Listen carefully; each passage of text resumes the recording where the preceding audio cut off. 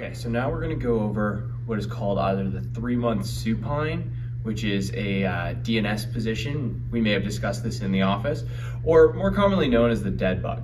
So we're gonna talk on some basic cues, some variations, and some different ways to progress the exercise. So the first one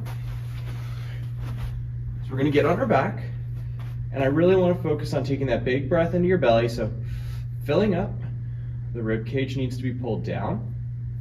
Your back wants to be flat on the ground. At no time do I want the back to arch up and the rib cage to flare up.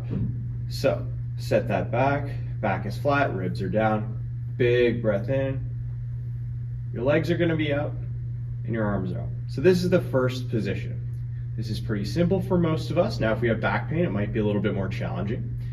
We can add some different challenges to it or progressions by adding one arm going back, both arms. More commonly seen in fitness classes is going to be one arm, one leg.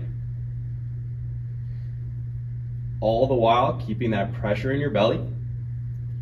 I like to progress patients to get into a position with the kettlebell. We start here, get that big breath in, and slowly we'll allow that kettlebell to go overhead while never allowing our ribs to flare. So that's the biggest mistake that I see when we're doing this.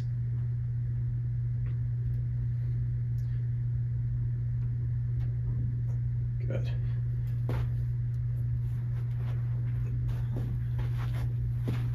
So those are a few progressions that you can use. There's a million other ways to do it. This is where I like to start. I think it's a really good challenge.